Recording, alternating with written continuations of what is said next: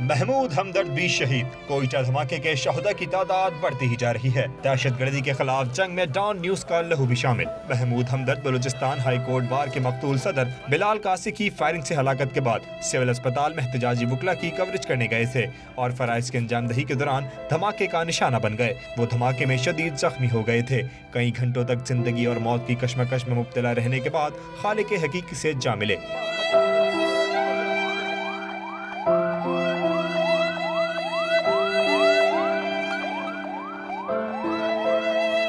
Cameraman Mahmood ہمدرد 8 سال سے Dawn news سے وابستہ تھے۔ وہ انتہائی محنتی تھے اور صحافتی ذمہ داریاں انجام دیتے ہوئے شہید ہوئے۔ ان کی عمر 26 سال تھی۔